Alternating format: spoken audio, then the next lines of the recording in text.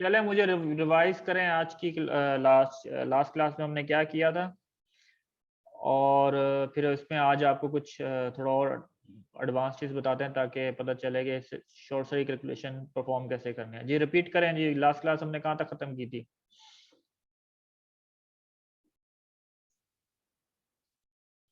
Sir last class में basically हमने short circuit के न्यूमेरिकल से किए थे। इसमें हम लोगों ने ये देखा था कि जो हमारे पास अगर हमें शॉर्ट सर्किट कैलकुलेट करना हो विद एसी करंट, एसी और डीसी दोनों कंपोनेंट्स अगर हमें निकालने हो उसका रूट मीन स्क्वायर, तो वो हम किस तरह से निकालेंगे।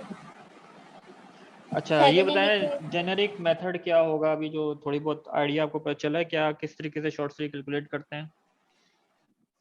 सर जेनेरिक मेथड में यही होगा कि हम थेवेनिन इक्विवेलेंट सर्किट जो टोटल नेटवर्क होगा हमारे पास उसका थेवेनिन इक्विवेलेंट निकाल लेंगे और उसके बाद फिर simple V equals to IR करके निकाल लेंगे। ठीक है, वेरी गुड, एक्सलेंट। अच्छा ठीक है, ये जनरल जो मेथड है ना, इन प्रिंसिपल हम यही करते हैं कि हमारा जो थेवेनिन इम्पीडेंस कैलकुलेट करते हैं फॉल्ट के ऊपर, और हम थेवेनिन वोल्टेज भी कैलकुलेट करते हैं और उसके मुताबिक हम उसको कैलकुलेट करते हैं। लेकिन इसमें काफ़ी सारे फैक्टर्स होते हैं। इसमें जो इम्पोर्टेंट फैक्टर होता है कि जो हम सिस्टम्स की मॉडलिंग कैसे करते हैं, ठीक है, उसके जो मॉडलिंग से मुराद यहाँ पे जो भी आपका इलेक्ट्रिक नेटवर्क है, हमने उसको उसकी इम्पीडेंस नेटवर्क डायग्राम में उसको इम्प्लीमेंट करना है। और फिर कुछ स्टैंडर्ड्स हैं, जाहिर सी बात है पैरामीटर्स जो होते हैं हमारे वो इतने एक्यूरेटली अवेलेबल नहीं होते, तो उसमें कुछ करेक्शन फैक्टर्स भी गिवन होते हैं, और मतलब उसकी जो इक्वेशंस होती हैं उनको भी मॉडिफाई किया होता है बेसिक फॉर्म में। एनी हाउ वो डिटेल चीज़ें हम बाद में देखेंगे। वो आईईसी स्टैंडर्ड्स हैं, कुछ मैंने लास्ट क्लास में बताया था, आईईसी 60909 है, तो अगर हम कभी मौका मिला तो यहाँ पे डिस्कस करेंगे स्टैंडर्ड्स क्या कहते हैं इस चीज़ के ऊपर। जो लास्ट क्लास थी उसमें मैंने आपको दो उसकी जो फंडामेंटल कैरेक्टरिस्टिक्स थी शॉर्ट सर्किट करंट की, वो बताया था कि किस तरीके से हम उसको एनालाइज करते हैं, और बिल्कुल ही बेसिक जो सिस्टम होता है उसके ऊपर इम्प्लीमेंट करके कि उसका बिहेवियर दो तरीके से हमने नोट डाउन करना है कि या तो वो फॉल्ट हमारे पास जनरेटर के पास है या हमारे पास जनरेटर से दूर है, ये एक कंडीशन होगी। और एक कंडीशन हमारे पास ये होती है कि किस इंस्टेंट के ऊपर फॉल्ट आया है, यानी कि प्री फॉल्ट करंट वैल्यू किस कहते हैं टाइम स्टैम्प के ऊपर है, मतलब जीरो क्रॉसिंग के ऊपर है या वो अपने 90 डिग्री के ऊपर है या वट एवर व्हाटसएवर। सो उससे हम ये देखते हैं कि जो डीसी कंपोनेंट जो है उसमें प्रोड्यूस होता है, और जिसकी वजह से जो इनिशियली शॉर्ट सर्किट करंट है वो हमारा राइज कर जाता है। तो at the end of the analysis target ये है हमारे पास कि हमने maximum short circuit current calculate करना होता है, ठीक है। Maximum short circuit current calculate करने का मकसद भी मैं बता चुका हूँ कि जो भी आपके पास डिवाइसेस हैं विद स्टैंडिंग कैपेबिलिटी जो है उनकी, वो हमने चूज़ करनी होती है कि जब हमारे पास सर्किट ब्रेकर्स है फॉर एग्जांपल, जो कि एक प्राइमरी एलिमेंट है शॉर्ट सर्किट के लिहाज से और प्रोटेक्शन के लिहाज से, तो उस सूरत में हमने ये करना होता है कि जाहिर सी बात है ब्रेकर जो है फॉल्ट को इंस्टेंटेनियसली ट्रिप नहीं करता। It take at least 40 to 60 milli cycle to interrupts the or provide the primary या प्राइमरी प्रोटेक्शन। तो यूं समझ लें कि जो 40 मिली सेकेंड तक जो है आपका शॉर्ट सर्किट करंट जो है वो ब्रेकर से फ्लो करता रहता है, और जब वो फ्लो करता है तो हमने ये चीज़ देखनी होती है क्या वो उस करंट को विदस्टैंड कर सकता है कि नहीं कर सकता है। तो that's why we have to calculate the initial symmetrical short circuit currents, जिसमें हमने ये देखा था जो एक जेनरिक इक्वेशंस हमने अप्लाई की थी कि टाइम साइकिल्स या टाइम इन साइकिल्स गिवन है या इंस्टेंटेनियस टाइम्स अगर आपको गिवन है तो हम उसके मुताबिक कैलकुलेट कर सकते हैं कि अगर डिकेइंग कंपोनेंट है सिस्टम में तो उस वक्त मैक्सिमम वैल्यू क्या आएगी, और अगर डिके कंपोनेंट उसमें एग्जिस्ट नहीं करता तो steady state plus the initial symmetrical current जो है वो भी आपका बैलेंस होगा। और ये केस हमने दोनों सिचुएशन में देखा था कि चाहे हमारे पास जनरेटर हो या जनरेटर ना हो, तो दोनों केसेस में हम इक्वेशंस किस तरीके से इम्प्लीमेंट करेंगे। आज की क्लास में हम डिस्कस करते हैं कि अगर इन जनरल फॉर्म में पूरा जो पावर सिस्टम नेटवर्क है उसमें हम किस तरीके से मॉडलिंग करते हैं। ठीक है, तो उसमें हमें जो इक्वेशन जो मैंने लास्ट क्लास में करवाई थी वो तो इस्तेमाल नहीं होती हैं, that is they are the much more detail equations. So here we will find generic method और जनरलाइज मेथड के हम उसमें सर्किट के अंदर किस तरीके से फॉल्ट को हम कैलकुलेट करते हैं। अभी जो भी डिस्कस करेंगे फ्रॉम नाउ ऑन कि हम सिमेट्रिकल फॉल्ट्स को देखेंगे। ये जो प्रोसीजर होगा वो एप्लीकेबल होगा 3-फेज शॉर्ट सर्किट विदाउट ग्राउंड और विद ग्राउंड, दोनों सिनेरियो में ये चीजें एप्लीकेबल हो सकती हैं। यहाँ स्लाइड्स नजर आ रही है आपको इस वक्त?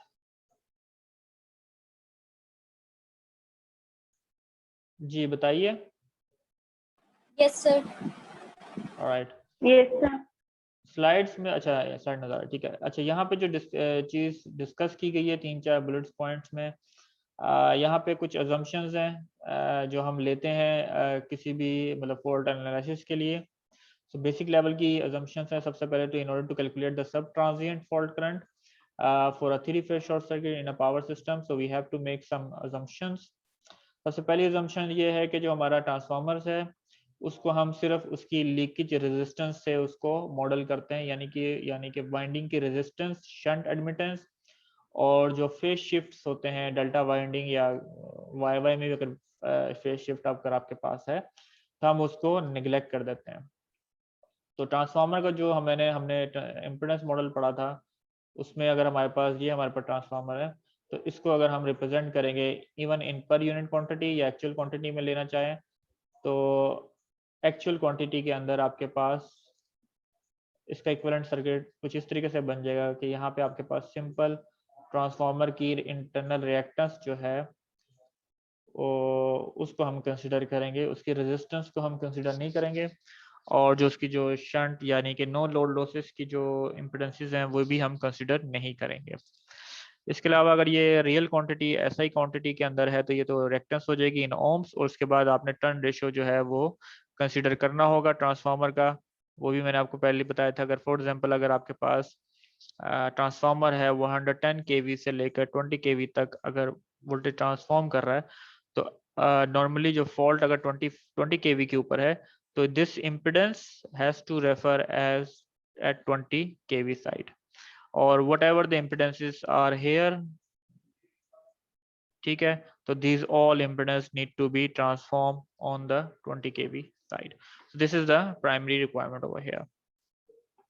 Another thing जो ट्रांसमिशन लाइन से रिलेटेड है, अगर हमारे पास ट्रांसमिशन लाइन है तो हम उसका जो इक्विवेलेंट सर्किट जो है वो उसको अगेन सीरीज रिएक्टेंस से हम इम्प्लीमेंट करते हैं। डिपेंड करता है ट्रांसमिशन लाइन कौन सी है। अगर मीडियम टू हाई वोल्टेज है तो हम उसमें जो सीरीज रेजिस्टेंस है उसको निगलेक्ट कर देते हैं, लेकिन लो वोल्टेज में सीरीज रेजिस्टेंस को निगलेक्ट करना कोई इतना सूटेबल एप्लीकेशन नहीं है। मोस्ट ऑफ द केसेस में शंट एडमिटेंस की जरूरत हमें नहीं होती। तो मैंने जो इसका पाई मॉडल जो बताया था ट्रांसमिशन लाइन का, तो उसमें दो चीजें आपके पास हैं। सीरीज में एक रेजिस्टेंस है, we have two buses, then this is a resistance and reactance over here। और पाई मॉडल में आपके पास क्या होता है कि दोनों एंड के ऊपर जो केबल की कैपेसिटेंस होती है हम उसको मॉडल कर देते हैं, ठीक है। तो for short circuit analysis this is the load flow model. तो फॉर शॉर्ट सर्किट एनालिसिस आप जो है केबल की जो कैपेसिटेंस है इन दोनों को रिमूव कर सकते हैं फॉर सिंपलिसिटी। और अगर गिवन है कि रेजिस्टेंस की वैल्यू कंसीडर करनी है तो आप कंसीडर कीजिएगा, other way around you can also remove this element, so you can just simple model with the series reactance। तो आपका जो ट्रांसमिशन लाइन मॉडल भी सिंपल हो जाएगा, so you can just have a series reactance model in the system over here। Synchronous machines के जो model है they are represented by the constant voltage source behind the sub transient reactance। Armature resistance, silencing जो silencing है और saturation है वो हम उसको निगलेक्ट कर देते हैं। तो for example if we have a generator model, वो अभी हम डिस्कस कर चुके हैं। तो if a generator is connected to this bus bar, तो यहाँ पे हम रिप्रेजेंट करते हैं कि there is a voltage source, ठीक है, और यहाँ पे उसके पास जो इंटरनल रिएक्टेंस है, अगर हमने सब ट्रांजिएंट करंट कैलकुलेट करना है ये वाला फॉल्ट, तो यहाँ हम उसको रिप्रेजेंट करेंगे एक्स डी डबल डैश, जो मैंने लास्ट क्लास में उसकी वैल्यूज को डिफाइन किया था। और यहाँ पे जो वोल्टेज है नॉर्मली हम यहाँ डिफाइन करते हैं इसका प्री फॉल्ट वोल्टेज या लोड फ्लो वोल्टेज जो इंटरनल वोल्टेजेस हैं। आज की एनालिसिस में हम ये चीज देखेंगे कि either we need to identify this voltage और not, so there are two methods. So one of the method is we first calculate these voltages and then determine the fault current, or either we can eliminate the, मतलब eliminate से मतलब ये कि हम इसको consider नहीं करते, यानी इक्वेशंस को हम मॉडिफाई इस तरीके से करते हैं कि वैल्यू ऑलरेडी कंसीडर्ड हो जाती है. So we will see this aspects as well. अच्छा, all the non-rotating impedance loads are neglected. Non-rotating elements वो होते हैं जो आपके passive elements है, for example lights हो गई, घर के रेफ्रिजरेटर्स वगैरह हो गए, या कन्वर्टर बेस कोई इन्वर्टर्स एसी हो गए, ऑल दिस स्टफ. तो नॉन रोटेटिंग का मतलब यहाँ पे यानी कि हमने मोटर्स को कंसीडर करना है कि जो स्टेशनरी एलिमेंट्स हैं स्मॉल हाउस होल्ड के, तो हम उसको शॉर्ट सर्किट में कंसीडर नहीं करते, बिकॉज वो जो भी एलिमेंट्स है वो पावर फीडबैक नहीं करते, फॉर मतलब they do not provide any short circuit current contribution, so they have no short circuit contribution. So we सब केसेस हमने इंडक्शन मोटर को कंसीडर करना होता है. इंडक्शन मोटर जो है बैक ईएमएफ, जो इंटरनल ईएमएफ होता है उसका, जो इंटरनल वोल्टेजेस होते हैं उसकी मदद से वो for the short period of time current में कंट्रीब्यूट करता है शॉर्ट सर्किट करंट में. लेकिन ये डिपेंड करता है कि आपकी जो मोटर का साइज क्या है. So for up to less than 50 horse power अगर मोटर है, लो वोल्टेज मोटर है, तो we don't need to consider that, we can neglect them. और अदर वे अराउंड, अगर आपके पास इंडस्ट्रियल मोटर्स है फॉर 10 केवी सिस्टम्स और अबव 50 हर्ट्ज जो हैवी मोटर्स हैं, वो हम उसको कंसीडर करते हैं. और इनका जो मॉडल है वो बेसिकली सिंक्रोनस मशीन की तरह ही रिप्रेजेंट होता है. फॉर एग्जांपल अगर आपके पास मोटर है, उसका भी सेम एग्जैक्टली मॉडल होगा, उसकी भी सब ट्रांजिएंट रिएक्टेंस होगी, गिवन होगी, यहाँ पे डबल डैश आ जाएगा और इसका इंटरनल ईएमएफ वोल्टेज होगा यहाँ पे. अच्छा जी, अगेन वही वाली बात है, जो लास्ट पॉइंट है इस इम्पोर्टेंट के, ये एग्जम्पशंस जो हैं वो तमाम नेटवर्क के ऊपर एप्लीकेबल नहीं है. So this they are vary case to case. Some cases में हमें मोटर कंसीडर करनी है, सब में नहीं करनी. सम केसेस में हमने सीरीज रेजिस्टेंस लेना है और नहीं लेना. This is all depend on the network that you are going to analyse them. Okay, so यहाँ पे वही बात है कि जैसे फॉर एग्जांपल मैंने डिस्ट्रीब्यूशन सिस्टम की बात की थी, resistance of a primary secondary distribution line में in some cases significantly reduce fault current magnitude. So we have to consider in some cases the resistance of the transmission line. ठीक है, यहाँ तक बात क्लियर हो गई आप लोगों को? जी सर ये चीज दोबारा बता दें कि हमें रेजिस्टेंस को कब लेना है और कब हमें निगलेक्ट करना है. नॉर्मली जब आपके पास जो लो वोल्टेज सिस्टम होता है उसमें आप उसमें कंसीडर करते हैं. फॉर एग्जांपल अगर आपके पास R value much much smaller than X है, देन आप इसकी वैल्यू को निगलेक्ट कर सकते हैं. फॉर एग्जांपल अगर ये 10 टाइम इससे लेस है, टिपिकल लाजमी नहीं है लेकिन यस, अगर आर आपके पास लेस देन 0.1 ऑफ एक्स है, ठीक है, so you can remove this. other way you have to consider that factor. All right, yes.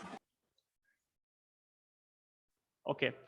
चलें, अब इसमें हम दो चीज़ों को देखते हैं. ये जो इक्विवेलेंट सर्किट डायग्राम यहाँ पे डिफाइन किए गए, फॉर एग्जांपल आप यूँ अज्यूम करें कि हमारे पास एक जनरेटर है. यहाँ पे मैं सिंगल लाइन डायग्राम यहाँ बना रहा हूँ. This is a generator, we have a transmission line and then we have some passive load. ठीक है, so this is a passive load, so we have Z, this is represented by RL circuit over here, and we have this is the load over here. ठीक है, so we have load over this one, and then we have a generator model which is this one, and then we can assume there is a transmission line. We have series impedance, it could be Rx or simple, it's not necessary at the moment to analyze that part, but we just represent that with the Z external. So the Z external would be this transmission line. ठीक है, तो internal model हमारे पास generator क्या क्या आ गया कि जो रिएक्टेंस है और इंटरनल ईएमएफ या जो भी वोल्टेज उसका है, series inductance only JX, and then we have a RL load. इसकी हम जो अच्छा एक चीज बताइए, जो पावर सिस्टम एनालिसिस जो हम कोर्स कर रहे हैं, इसमें मेन इंपॉर्टेंट पॉइंट ये है कि हम सबसे पहले सिंगल लाइन डायग्राम को कंस्ट्रक्ट करें। तो क्या आप लोगों को आइडिया हो गया है कि सिंगल लाइन डायग्राम किस तरीके से रीड आउट करनी है, किस तरीके से कंस्ट्रक्ट करने, उसके एलिमेंट्स क्या हैं, और उसको यूज करके इम्पीडेंस डायग्राम बनाई जाती है? मैं एक्सपेक्ट करूंगा ये चीजें अब आपको आ जानी चाहिए, कि चूंकि जब मैं यहाँ नेटवर्क डायग्राम फॉरम बनाता हूँ तो I assume that you already understand that part. Is that correct? Yes. Alright, चलें। So we have a simple transmission system, मतलब सिंपल नेटवर्क है जिसमें हमारे पास जनरेटर है, ट्रांसमिशन लाइन एंड लोड है हमारे पास। तो अगर मैं इस सर्किट की differential simple equation write out करूं, तो उसमें ये है कि let's assume if I consider this, दोनों सेम एलिमेंट्स हैं इन सब transient reactance of the generator, तो मैं इसका जो अमाउंट इंटरनल वोल्टेज है वो कैसे कैलकुलेट कर सकता हूँ कि मेरे पास टर्मिनल वोल्टेज है, this is VT plus the internal reactance, सब ट्रांजिएंट रिएक्टेंस, और इसमें जो स्टडी स्टेट करंट फ्लो हो रहा होगा IL, अगर उसको उसके साथ मल्टीप्लाई कर दें तो ये वोल्टेज ड्रॉप्स आपके पास आ जाएगा अक्रॉस दिस इंडक्टेंस। ये अभी शॉर्ट सर्किट की बात नहीं हो रही है, हमारे पास कंडीशन ये इस तरीके से ये है कि अगर हमारे पास सिस्टम स्टडी स्टेट में और ये स्विच ओपन है, यानी there is no fault over है, आपको ये जनरेटर है जो एनर्जी प्रोवाइड कर रहा है लोड को। तो स्टडी स्टेट के केस में हमारे पास जो इक्वेशन बन जाएगी, simplified equation, it would be something like this. So we have the terminal voltage, the terminal voltage at the generator end and the internal voltage drop of the generator। और इसी equation को हम अगर expand करें तो terminal voltage जो है वो बराबर होता है आपका फॉल्ट वोल्टेज कह लें या load voltage at this moment, क्योंकि हम इस सर्किट डायग्राम में अज्यूम करेंगे कि हमारा जो फॉल्ट आता है वो बस बार P के ऊपर एग्जिस्ट करेगा, जो कि रिप्रेजेंट हो रहा है इस स्विच से। तो स्विच ओपनिंग का मतलब ये है कि अभी लोड जो है वो अप्लाई नहीं हुआ। For example if T is, अगर स्विच क्लोज होता है for T is greater than 0, तो ये यहाँ पे क्लोज हो जाएगा, and then we will consider this condition as the fault has been applied। so if the fault has not been applied, यानी कि लोड फ्लो केस में है, तो हमारे पास इक्वेशन कुछ इस तरीके से बन जाएगी कि हमारे पास the voltage at the load terminal, this one, plus the external impedance, this one, and the internal impedance of the generator, that one, और आपके पास जो steady state या load flow current है that is flowing on this side, so we can get the internal voltage using this value। so the total in जो source voltage होगा वो बराबर होगा इन तीन voltage drops का। अच्छा, ये वो कंडीशन है जब हमने यहाँ पे सब ट्रांजिएंट रिएक्टेंस को कंसीडर किया, और सेम इक्वेशन ड्राइव हो सकती है अगर हमने ट्रांजिएंट पार्ट को कंसीडर करना है, तो सिंगल कोटेशन है यहाँ पे, so we have x dash dg। Alright, इसी तरीके से ये इक्वेशन लिखी हुई है। अगर हमारे पास यहाँ पे लोड की बजाय मोटर होती, तो जो कि नेक्स्ट डायग्राम में आपको भी दिखाता हूँ, फिर आप इस इक्वेशन को अंडरस्टैंड कर पाएंगे। तो let's assume we have the same system. यहाँ पे हमारे पास जो सिंगल लाइन डायग्राम बनेगी वो हमारे पास एक जनरेटर है, we have a transmission line and we have a motor over here, so this is the motor। तो this is again the same generator model, the transmission line model, और model जो generator model है that is also represented by the synchronous machine model। so we have internal reactance represented by sub transient reactance over here, and then we have internal EMF voltage। तो अगर हम इस condition के ऊपर अगर again equation apply करेंगे, तो हमारे पास जो इंटरनल इस सिस्टम की जो इंटरनल मोटर की जो इक्वेशन बन जाएगी voltage equation, so that would be equal to this one, for example this one, क्योंकि आपका टर्मिनल वोल्टेज हायर होता है तो एक्चुअली जो मोटर के टर्मिनल के ऊपर स्टेडी स्टेट केस में ये फॉल्ट वोल्टेज आएगा, प्लस EM इंटरनल वोल्टेज जो भी ड्रॉप करेगा, प्लस JXDM IL हो जाएगा। so this is the current of steady state current right now। तो हमने कैलकुलेट करना होता है internal voltage of the generator, so we can move that to this part, we can subtract them, so VF then become minus JXDM double dash, this is a quotation, we also have quotation over here, and then IL. So we will get this equation over here. इसी तरीके से ये हमारे पास अगर हम सब transient reactance को consider करें तो we will consider X T double dash, और we are considering the transient part and then we get X dash, मतलब उसके पास ट्रांजिएंट रिएक्टेंस आ जाएगी। जी बताइए, यहाँ तक बात क्लियर हो गई है कि हमने ये स्टडी से इक्वेशन किस तरीके से ड्रॉ की?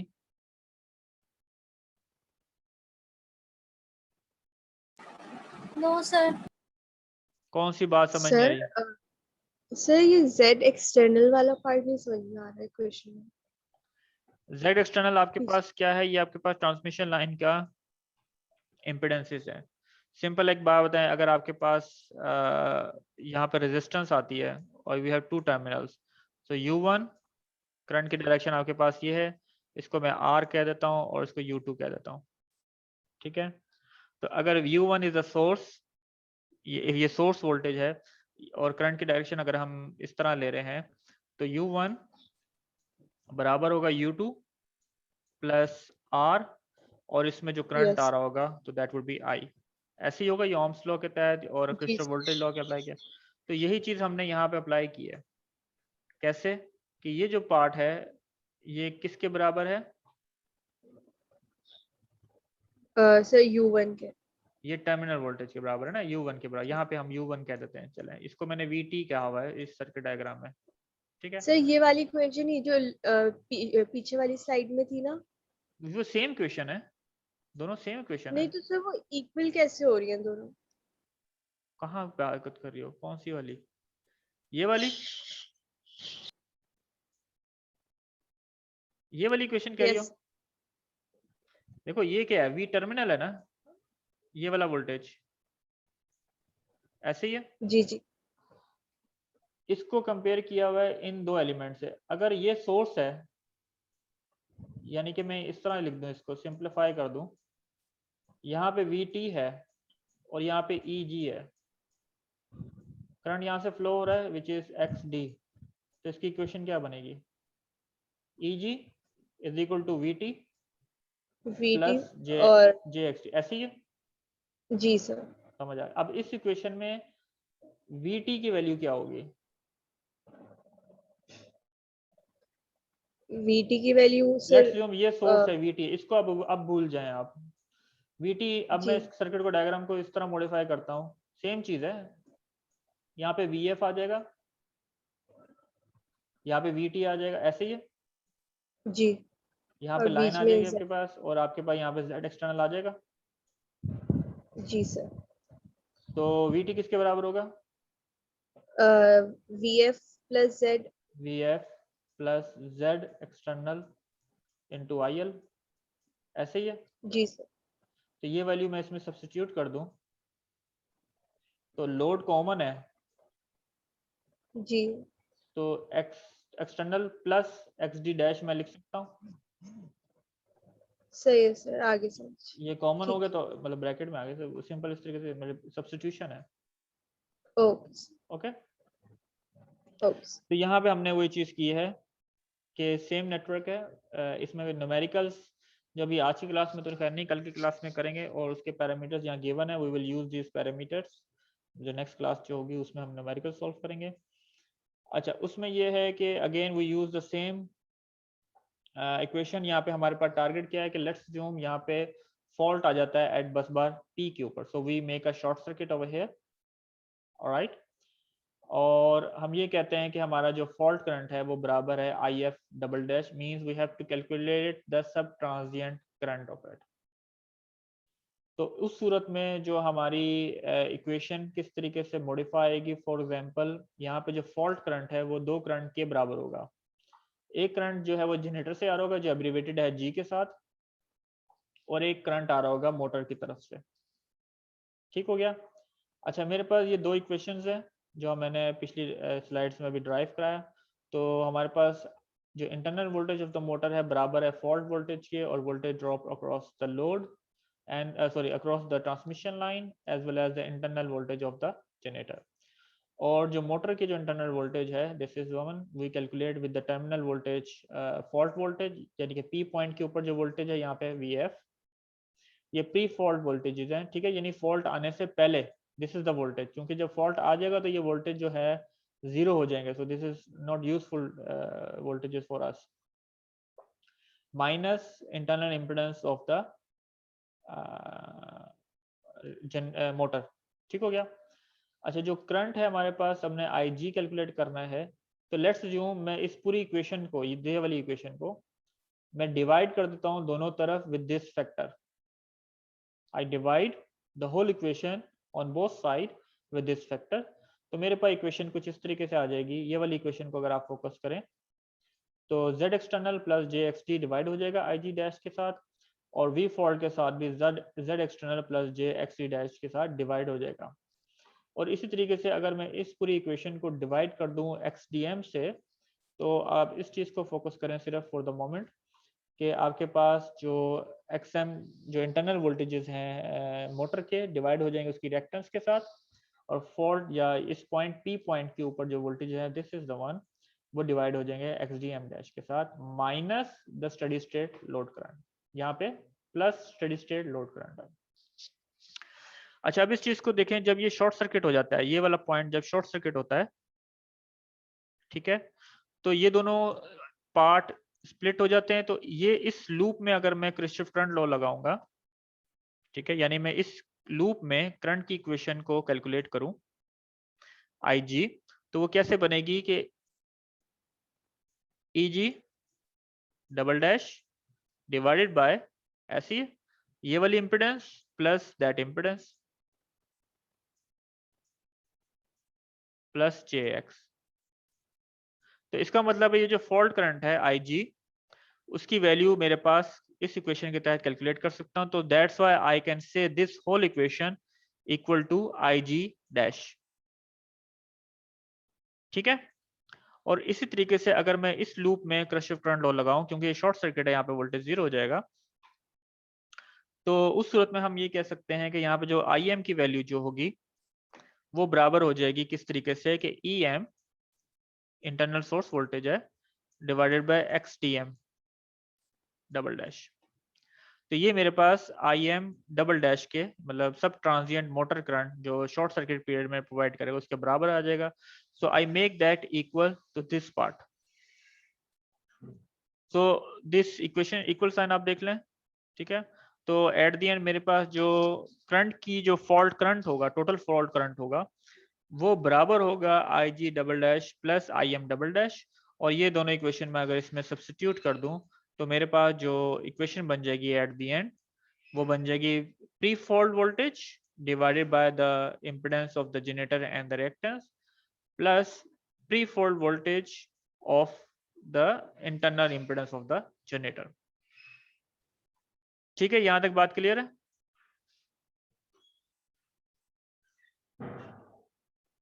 जी, तो टोटल करंट जो है वो मैं कैलकुलेट कर सकता हूं यूजिंग दिस इक्वेशन। अच्छा, अब हमारे पास दो मेथड्स होते हैं यहाँ पे कैलकुलेट करने के। पहले एक मेथड तो ये है कि हम सबसे पहले इंटरनल जो है EM जो है आपके पास इंटरनल EMF वोल्टेजेस, अगर मैं इसको कहूँ जनरेटर और मोटर दोनों का, अगर हम वो कैलकुलेट कर लें सबसे पहले, ठीक है, using this steady state equation. Alright, हमें लोड करंट पता होगा, स्टेडी स्टेट यानी कि लोड फ्लो एनालिसिस से हमें ये करंट पता चल जाएगा। स्टेडी स्टेट एनालिसिस जो है वो हमें फॉल्ट वोल्टेजेस भी प्रोवाइड कर देगा, सॉरी प्री फॉल्ट वोल्टेजेस जो नेटवर्क के ऊपर है, यानी कि अगर मैं नेटवर्क अगर यहाँ ऐसे बनाऊं, ये मेरे पास मोटर है और ये मेरे पास जनरेटर है, ठीक है, ये इसको मैं G से रिप्रेजेंट कर देता हूँ। तो नॉर्मली जो इसके इंटरनल वोल्टेजेस होते हैं वो हमें लोड फ्लो के रिजल्ट प्रोवाइड नहीं करता। जो हमने गॉस साइडल मेथड अप्लाई किया था उससे ये होता है कि गॉस साइडल मेथड से हम ये टर्मिनल वोल्टेज फाइंड आउट कर सकते हैं और इसमें ब्रांचेस में जो करंट है वो हम फाइंड आउट कर सकते हैं, जिसको हम लोड फ्लो करंट कह सकते हैं। तो ये जो टर्मिनल के वोल्टेज आ देंगे तो वो तो हम उसको कह सकते हैं ये प्री फॉल्ट वोल्टेजेस हैं। ठीक हो गया, और बाकी हमें इसकी इम्पीडेंसेस पता होंगी। नेटवर्क की इम्पीडेंस पता है, मोटर के इंटरनल रिएक्टेंस हमें पता है, और हमें स्टडी स्टेट लोड करंट भी मालूम है। तो यूजिंग दिस इक्वेशन और अदर वे अराउंड, अदर बल्कि ये नहीं, other way around we means we using this equation, first we can find these two quantities, and then later on using these two quantity we can get the fault current based on these two equation, and at the end we can add them together using this equation. This is one of the way, because let's say अगर आप ये कहना चाहते हैं कि जी fault voltage हमें short circuit period में 0 है, हमें नहीं पता चलता, तो we can use this method to find out. लेकिन इसमें एक प्रॉब्लम ये है कि हमें, अगर हमारे पास लार्जर सिस्टम है, तो उस सूरत में हमें तमाम जनरेटर सोर्सेज और मोटर्स के जो इंटरनल वोल्टेजेस हैं वो हमें मालूम होने चाहिए, जो कि एक एक्स्ट्रा वर्क है और कंप्यूटेशन के लिए हमें एक एक्स्ट्रा टाइम उसके लिए चाहिए होता है। लेकिन जो हमने सिंप्लीफिकेशन की है यहाँ पे इक्वेशन को, अगर हम इसको डायरेक्टली यूज करें तो हमें ये आइडेंटिफाई करते हैं कि हमें इंटरनल वोल्टेज जो है वो फाइंड आउट करने की जरूरत नहीं है। अगर हमें प्री फॉल्ट वोल्टेज मालूम है, जिस बस बार के ऊपर फॉल्ट आने वाला है, और हमें अगर प्री फॉल्ट वैल्यू मालूम है, तो हम इक्विवेलेंट थेवेनिन इम्पीडेंस कैलकुलेट कर सकते हैं उस फॉल्ट के ऊपर, और हम फाइंड आउट कर सकते हैं कि G short circuit current contribution उसमें क्या है। अनदर पार्ट ये है कि we can also use steady state load flow current as well to calculate the exact amount of short circuit current. लेकिन मोस्ट ऑफ द केसेस में हमें ये वैल्यू भी फाइंड आउट करने की जरूरत नहीं होती, क्योंकि जो शॉर्ट सर्किट करंट का जो अमाउंट होता है वो बहुत ज्यादा होता है as compare to steady state current के। और इसी चीज को फर्दर भी इनकॉर्पोरेट किया गया है बाय द स्टैंडर्ड्स। अगर आईसी स्टैंडर्ड्स की क्वेश्चंस अगर हम अप्लाई करें या उसके जो प्रोसीजर को फॉलो करें, तो उसमें कुछ करेक्शन फैक्टर्स वो इंट्रोड्यूस करवाते हैं इंटरनल वोल्टेजेस के वैल्यूज को, तो वो हम उसको कंसीडर करें तो हमारे पास जो ये जो इफेक्ट है स्टडी स्टेट का, ये भी इनडायरेक्टली कंसीडर्ड हो जाएगा। इससे हमारी जो कैलकुलेशन